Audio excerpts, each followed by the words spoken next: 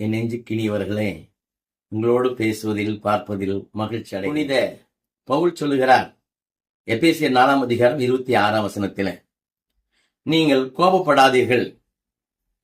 கோபம் வரும், எந்த மனுஷனுக்கு கோபம் வராது. கோபம் வந்தாலும் பாவம் செய்யாதீர்கள். கோபத்துல பாவம் வருமா?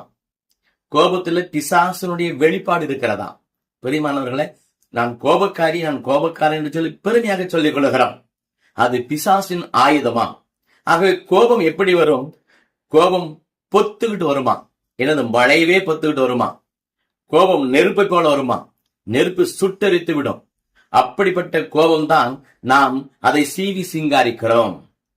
சின்னஞ்சிறிய காரியங்களுக்கெல்லாம் கோபப்படுகிறோம். கோபம் நல்லதே அல்ல. கோபம் வருமா? பொழுது சாய்வதற்குள் மறையட்டும். கோபம் எத்தனையோ பேருடைய வாழ்க்கையை கெடுத்திருக்கிறது, கொலை செய்ய வைத்திருக்கிறது. கோபம் பேரை கெடுத்திருக்கிறது. கோபம் செல்வத்தை கெடுத்திருக்கிறது. கோபம் ஏழையாக்கி இருக்கிறது. எத்தனையோ இடங்களில் வேலை செய்கிறவர்கள் கோபப்பட்டு வேலை விட்டு ஓடி வருகிறார்கள். வந்த பிறகுதான் தெரியும், ஐயோ கோபப்பட்டு இருக்க கூடாது என்று சொல்லி. பிற பெண்கள் கோபப்பட்டு ஓடி வருகிறார்கள் அப்பா வீட்டுக்கு. பிறகுதான் தெரியும் ஏன் வந்தோம் என்று. காரியங்கள் சிறிதாயிருக்கும், கோபம் அதை பெரிதுபடுத்தும்.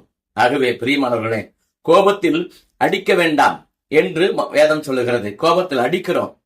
ஒருவன் கோபத்திலே ஆபீஸ் வெளியே வீட்டுக்கு வந்தானாம். வரும்பொழுது மனைவி தண்ணீர் கொடுக்கவில்லையாம், இன்னும் கோபப்பட்டானாம். பிறகு அவன் காப்பி கேட்டானாம், கொடுப்பதற்கு நேரமான இன்னும் கோபப்பட்டானாம். பிறகு குழந்தை வந்து அப்பா என்று காலை பிடித்ததாம், இன்னும் கோபப்பட்டானாம். எடுத்து செவுத்தில் அடிக்கிறான். அங்கே சிதைந்து போகிறது. பிரியமானவர்களே, கோபம் கொலை செய்ய வைக்கிறது, நல்ல வாழ்வை கெடுக்கிறது, ஏன் கடவுளோடு இருக்கிற உறவை கெடுக்கிறது. ஆண்டவர்களை வேண்டுகிறோம், கிடைக்கவில்லை என்றால் கோபப்படுகிறோம். வேண்டாம், கோபம் நல்லதல்ல. ஆகவே கோபத்தை விட்டுவிட்டால் எல்லா நன்மைகளும் நம்முடைய வீட்டுக்கு வரும், எல்லா சுகமும் பலமும் உண்டாகும்.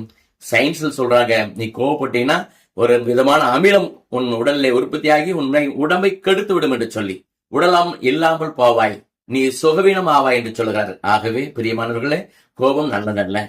கோபம் சாதாரணமா இருக்கிறது, அது வாழ்க்கை சக்கரத்தை எரிக்கிறது. ஆகவே தாழ்ச்சியா இருந்து மன்னித்து மறந்து மகிழ்ச்சியோடு வாழ்வோம். இறை தேவனிடம் பரலோக ராஜ்யம் போய் செல்வோம். ஆமென்.